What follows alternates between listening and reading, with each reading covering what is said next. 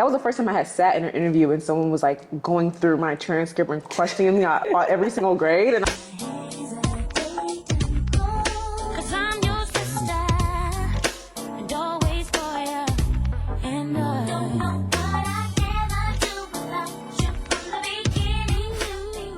Hey everyone, welcome back to our channel. hey y'all. It's been a while since we have been together doing a video. I know. I miss our sit downs. Me too, me too, high key. New scenery, all that. And I know we have a lot of new subscribers since like 2024 started. So we decided to do an updated Q&A to give you some information about us, about how we're doing. Yeah. And we asked this on Instagram. So if you're not following us on Instagram, follow us there on Official Sisters-in-Law. We are responding to all the questions that we got, or we're going to try to get through all the questions that we got. So this should be good. Right. I know we've been slacking on Instagram, but soon we'll start posting again soon. At least we're not slacking on here. I thought we've been consistent on here, but our Instagram, I'm 30. Short form content, not for me, but we'll try it. No, I like TikTok. I like TikTok. Do you like making TikToks? I like scrolling. See? Yeah, I like scrolling. I like to sit down and actually converse and have these long extended conversations as far as like creating. No, I feel you. So I feel you. I tried it. I tried to get with the program, but you were on TikTok for a little bit. Yeah, I'm still on there, but it's just hard to kind of keep up because I just don't like making short form content. So, yeah. Okay. All right, should we jump right in? Yes. Okay, well, maybe we should give some background first for people who don't know us yet. Okay. Yeah. You want to go first? Yeah. Let's see your elevator pitch. New one, new year, let's see it. I know. Okay, well, if you don't know who we are, I guess, sisters-in-law. My name is Angel. I am one half of Sisters-in-Law. I live in Washington, D.C., which is where we're shooting this.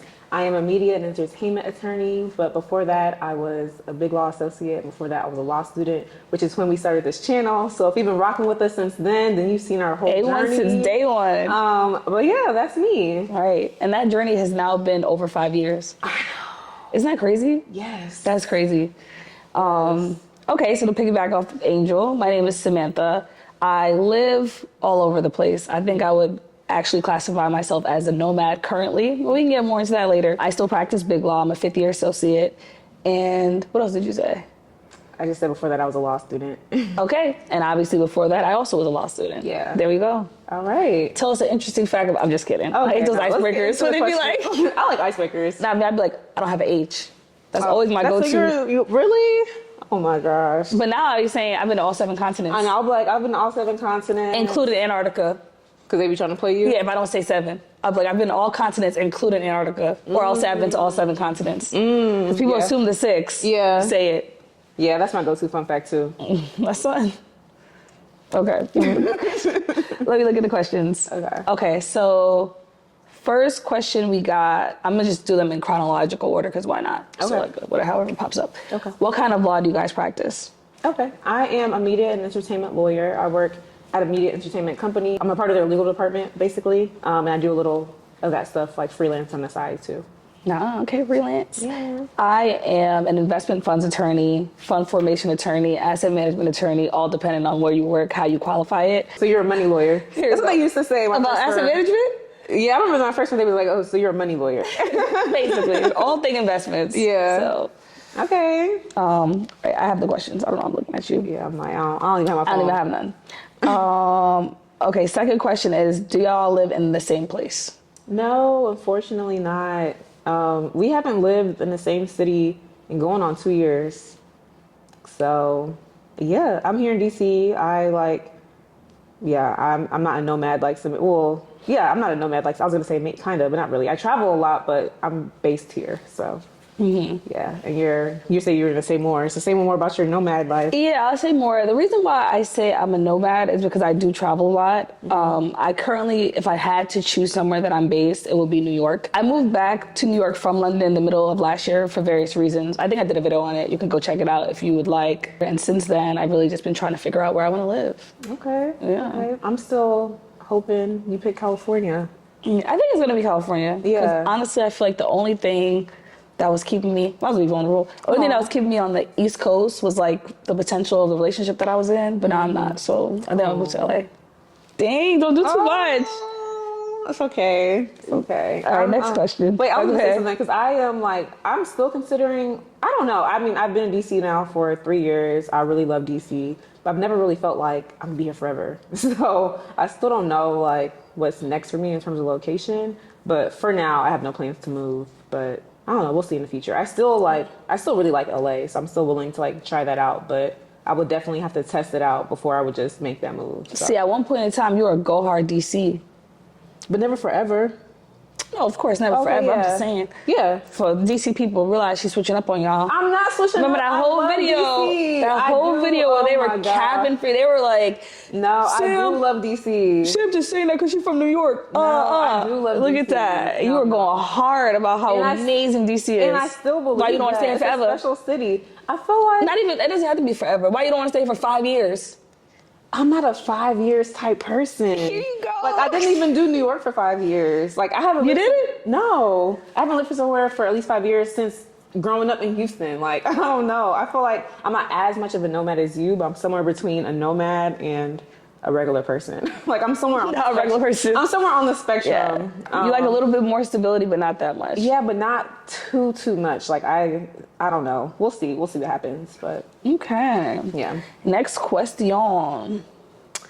Someone said, how often do other firms try to lure you away from your current employer? Ooh, Good I feel question. like you should start with that one because I remember when I was at the firm, I used to get recruiting emails all the time. So the way recruiting emails work in general, I'm not a recruiter, obviously. So if you are a recruiter, feel free to put some more information in the comments. But from my experience on the other side, is generally whenever the market is booming and it's an employee, what is it? A pro-employee? There's a word for it. Employee Associates friendly market. Okay, yes. Yeah. Yes, that's the word I'm looking for. Mm-hmm. So whenever there's an associates market, you're just getting them 4 or 5 times a day, all the time. And that's because, one, there's a lot of associate turnover at different law firms. Because I am still in big law, most of the emails that I do get are from law firms looking for someone that does my exact job. And I get them from London and Asia, mostly China. And New York, of course. And here and there, I'll get DC, and I'll get firms that are just looking for someone to sit in DC, LA, wherever. So just firms with various offices. But when it is an associates market, get them 4 or 5 times a day. You're getting phone calls. You don't even want to answer your phone because 9 times out of 10, it's not a client, and it actually is a recruiter. So when it's an employer's market, much less, like maybe once a week. Someone looking for a very specific job, it's actually pretty difficult to get the job. It isn't as easy. They're not hiring 10 people to do these things. They're hiring someone very specific. Like I'm actually looking for a very specific 5th year with this very specific specialty. We don't want to train. We just want to replace a position. Now that I'm in-house, and I don't know if all in-house places are like this, I'm not public. Like my email is not public. Nothing is public. And so the only times that people really reach out to me are on, and it's not really firms, it's usually other in-house opportunities, are LinkedIn, and directly like your recruiters I know saying like, have you seen this? We're looking for somebody. So I definitely do not get like the amount of recruiting emails that I did when I was on a firm website and you Google me, my work email is right there. So I feel like that, I guess if you're looking for a new job, that's kind of a con because it's harder for people to reach out to you. I guess like people just kind of have to find me on LinkedIn if they want to offer me a job. Yeah, and I also think I do get a lot of LinkedIn emails as well. That's probably even more than regular emails. Mm-hmm. I also think now that we are getting a bit more senior, it's a lot less than when I was a junior. When you were a junior, you were generally just available to do anything, but now we are entering the position. Cheaper, so no one's really invested as much in you yet. But now we are entering the point where we are like specialists at what we do. So yeah, they're looking for a specific person. Yeah. Good question. Yeah, I was gonna say good question. Next one, do you think about leaving law? If so, what would you do instead? Ooh, I'm open to leaving the law. Like, I actually just had a conversation with my sister-in-law about this, and I was telling her, like, I'm not married to the law. Like, I'm not ready to leave right now. Like, I think right now practice is good, and like, I'm happy with what I'm doing, but I'm definitely open to leaving in the future. Like, I'm not, like, tied to being a lawyer forever if, like, the opportunity was right. What would I do? I would do anything. He said, do you think about leaving? Oh, do I think about leaving? Yeah. Not right now. Okay. No, I don't think about leaving. What about Let's say you? giving a political question. Oh, yeah, no, sorry. I wasn't Answer. trying to be political. No, right now I don't think about leaving. But I was trying to say, like, I don't want people to hear that and be like, oh, Angel's never Gonna leave the law. Yeah, because I like would DC. I would be open to it. I don't know if like, oh, she She was like, never leave DC. but no, right now I don't think about leaving the laws. Like, I think it's a little bit too early for me to leave. I do still think about business school. But I love being a lawyer. People I always thought think you that's think so about business crazy. school, but she would like still. I thought she would still practice. I remember we both considered doing like the JD MBA. So you know how people do that, but they still practice. I guess I thought like you wanted to go back to business school, but like still practice. But if I went, so the reason why I would go back to business school now, if I was to go, it was when I was more so like, okay, I'm dead set on asset management. And I think the business side is way better than the legal side. So if I was to go back to school and enter into asset management, I would go on the business side for sure. Okay. So, but If we left law, what would we do? I guess that was like the second part of the question. like even if I didn't go to business school, if I saw a business position that was something I was really interested in, I would still go. Like I think I'm always open to going into the business side of things because I think it's cool. Yeah, same. So, Yeah. so I guess that answers that kind of prematurely. Yeah, like the business side of like the things you do now. Yeah. Yeah. Yeah, for me, I don't know. I feel like, I don't know. I would do anything. I'm like open to doing, I mean, I wouldn't be like a scientist, like not the stuff that you need like formal training for. Like you wouldn't Like, go back to school for anything right now. I wouldn't go back to school for anything, but like I would love to, you know, be like a COO, like a chief of staff, like some kind of exec. Like I would love to do that. I'd love to be like some kind of strategist or something. Yeah, see, all of that does not sound appealing to me. Yeah, I want to like, I want to be on a golf course closing deals if I was to leave the law. yeah, I'm like, I don't know if I would do deal work if I was to leave the law. Yeah, I don't think I would do deal work. But you also was like always kind of like GC energy. Yeah, I feel like So I I've feel like always that's just, adjacent I've to always it. just been given exec energy. Yeah, like I feel like those are the kind of, it's the other side of Yeah, it. it is. It's But like then- director energy. But beyond like the corporate world, I feel like I can definitely see myself. I can definitely see myself writing more, like having that be like a bigger part of like my career, my profession. Books or articles or Poetry. research? Oh, okay. Poetry. Okay. Yeah, like a poetry book or something like that, or essays or short stories. So I can see myself doing that. What else do people do? I guess I can see myself like just being like a little consultant.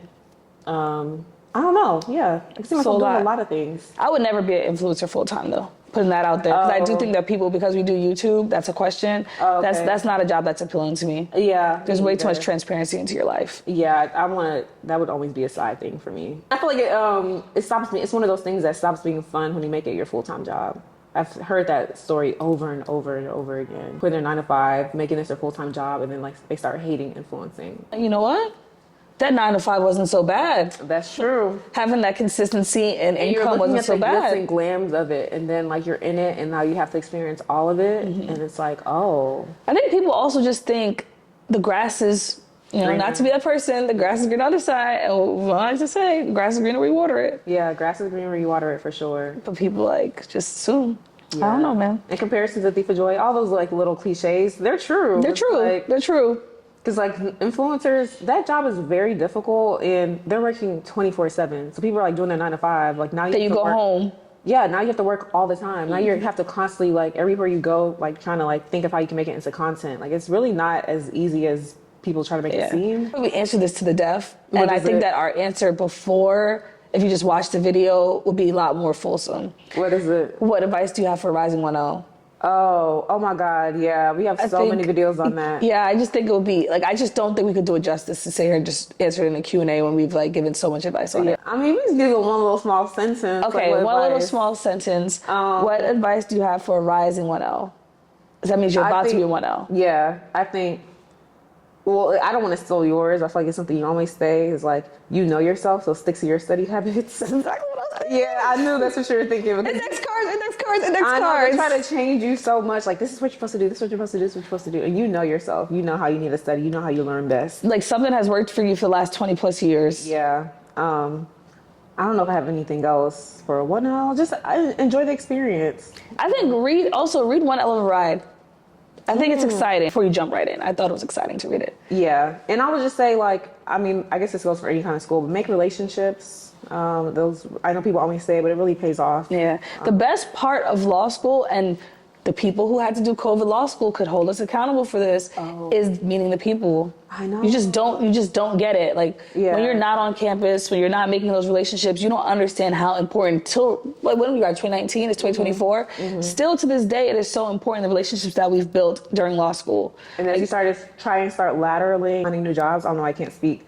And then you reach out to those relationships and you're like, oh, you work here. Like, what's it like? Or you know anyone that works there? Like, it comes in handy so much. Even when I was in London, very, very important. Not even on a networking, just like on a social scale for life. It's really important to build those relationships. Any scholarship negotiation recommendations? Yes. Negotiate. We was getting to the bag. Yeah. Actually, no, I wasn't horrible at it. I was horrible at it with Columbia, which is very stupid because that's where I ended up going. But I was really good at it with the other schools. But my negotiation tip is to play the schools against each other. At least that's what I was doing. So I would say like, oh, this school gave me that. Like, could y'all match that? But be honest. Yeah, be honest. Be honest. Don't just go out especially here. because they might ask you for the letter. Yeah, but not just be honest about the number. Be honest about whether you want to go to the school. Like, should be strategic about which schools you honestly want to go to. What's the downside? Like, let's say like because you want to have a repertoire with the admin. Okay. If you need stuff later. Okay. Like, you don't want to be the person that's like, you left a bad taste in admin's mouth, because you never know when you're gonna need them. That's true. Kind of like with the laptop thing. People need extra money for a laptop. Yeah. Yeah. So it's like, yeah, you might end up going to your dream school, but now you left a bad taste in the administration's But where's mouth. the dishonesty come? It's like you're being dishonest that like you don't want. You don't want to go to all 7 of those schools that you've come back to them with scholarships okay, about. I see. So like you select. Okay, be selective about okay. like the who you're saying You're about comparing, what, okay. who you're comparing to, and then be honest in the way that you said as well, where it's like, well, actually they really did give you 70,000. You don't want to say they gave me 70,000, they gave you 50, and then you ask to see the letter and it's 50. Now you're also lying. and now they're revoking your like. Exactly. Now you're actually getting declined because of the fact that. So okay, I see what you mean. Even when we were in law school, and now, career services, for example, gives you assistance for life. Yeah. If you want to find a job, like you can always go back to career services and ask for help. So you don't want to be a person that left a bad taste in career services' mouth. Yeah. You just don't want to be that person. No, So that's true. That's what I think. But yeah, but I agree with Angel. Leverage your scholarships. Be very strategic about the scholarships that you're talking about. Think about where you want to go. Think about affordability. Think about prospective income when you're choosing your schools. Yeah. All in all, go watch that video that's like Sam turned down a scholarship to go here. Yeah. You talked about all of it. That was a really good video. It was. South Africa. It was. Okay.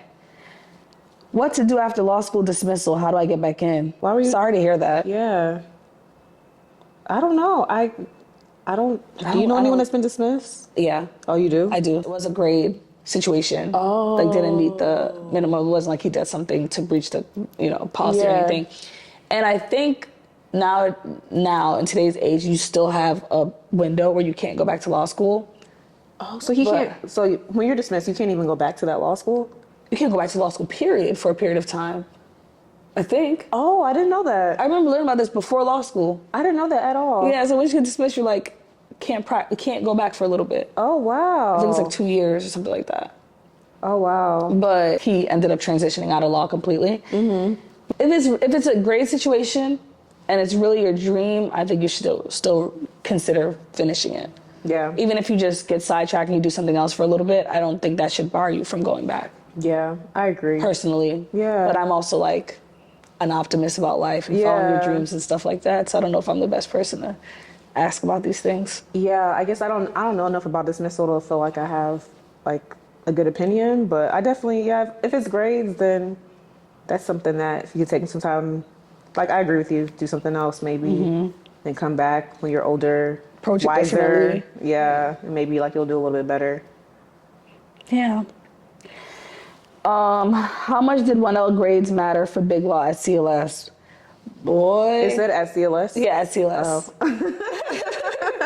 So most people at CLS do get a Big Law job. So if we're talking about any Big Law job, most people do get one. It is not a flood of offers like people portray it to be, but you will possibly get an offer. Yeah, I think grades determine how many offers you get. And I think grades determine if you get offers from the top jobs.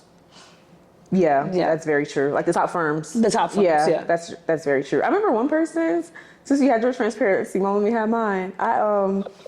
My second semester of law school, I think I had one extra B than first semester or something like that. I didn't even notice when I was going to the interviews.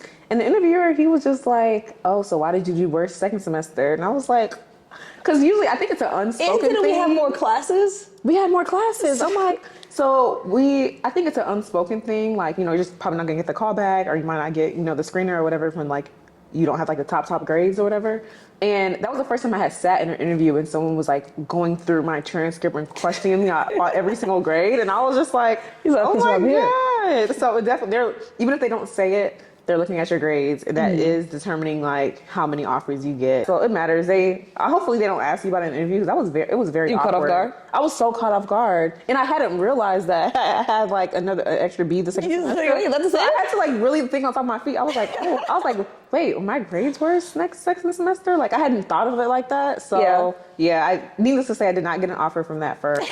But I did notice that, I think it matters. Like, Fair enough. Yeah. One question left. Thank you all for asking these questions. They're pretty good. Yeah. Have you met attorneys who went to school part-time? How was their experience? Or how has their experience been? I assume they met in law school and not as a lawyer. Yeah, probably in law school. Because it just makes sense. I know someone that did night school. I don't know if it was part-time actually, but I know he went to school at night and he had a good experience. He went to law school like slightly older. He was married, and I think he was still working, if I'm not mistaken. So he was still a full-time law student, but like all his classes start in the evening and at night. And he had a good experience, but I will say, like, anytime I asked him, you know this person? Oh, do you know that person? Like, he never knew them. You don't meet as many people at that school because most people are going to school during the day. And I feel like that's the benefit of going to these schools. And most people who are social are going to school during the day. Exactly. And yeah, in the evening, the social events are at night. So, like, if you're at school at night when, like, the social events are happening, you're not really getting those, like, networking opportunities, I think. So I think that was one hindrance. But overall, he describes his experience positively, so. No, bar review? That's what it's called, right? Oh, yeah, every Thursday night. You're not going to bar review. Yeah, You're not going to the affinity group meetings. You're not going to all those things. That's where you meet people. So I imagine it's similar with part-time. Like, I'm assuming you're not maybe meeting as many people as other people, but I don't know. I don't think I know anyone that did part-time. I do. I worked with someone who did part-time. He also went to school at night because he was working full-time during the day. Mm-hmm. And I'm not quite sure if his network was different or anything. I never really asked him about it. He seemed to kind of have the same kind of experience as us. But I think that's just because he was like, he would come to, as we were working, like he'd come to the drinks and this and that. So I just assumed he was like a really social person. I didn't even think about the fact that he didn't have the same opportunities. Mm-hmm. And maybe I think he like already like naturally like overcompensated for that. And he was also older. Because I think that's also a thing, right? Where, and this could have just been in my head, but I think most people that were being mixy and going to all these social events anyway were in the 1/3 of people that went straight through. I know. When you think back, we were 22. Exactly. So like I didn't really see a lot of the older law students there anyway. Yeah. And so he was a bit older. He's had a family, has a kid. So obviously that was he had to provide for his family in whichever way he possibly could. And I think it just all depends on your values. So if it's something, if you're asking because you're determining if you should do it, depends on your values, right? Like if you have someone to take care of, at the end of the day, that's going to be what's important to you anyway, whether you're full-time or part-time. So you're probably not going to become these things anyway. Could be super social because, like I said, we were 22 years old in New York City. Like less responsibilities. I didn't have I was saying I don't have a family. It always sounds so weird when people like saying I don't have a family. But like, I don't have an immediate family. Yeah, I don't have like a family I created and chose. Because even in, it's a little aside, but even in the law firm aspect, it always was insane to me how it was possible for people in big law to be so focused on big law and have a whole family. Mm-hmm. But then as I got older, I do realize that having a family structure makes the job a little bit easier. And it's not because like support, it's just like having that structure. Like I have to get up already to take care of these kids and make sure they get to school. So let me check these emails at a certain time. Exactly. Yeah. It's like I have to be offline at 4:00 to pick up my kids from school for a little period. And like people make it work because people used to always be like, well, I don't know how y'all are doing it, being like single and not being out and doing all these kind of things. So it's just like, different kind of experience, but still worth it all the same if that's what you want. Yeah. If that's like something that's, I mean, I agree with everything you said. Just like evaluate what you wanted to get out of law school. And if you can still get that part-time, then go for it. High key. Yeah. But that was the last question. All right. Well, this was fun. Yeah. It was nice being back on camera. Yes. Well, if y'all have any other questions, drop them down below. Let us know what videos you want to see. And I guess we'll see y'all next time. No, as always, if you like this video, make sure you like, comment, subscribe, and share, and watch out for more videos. Peace, y'all.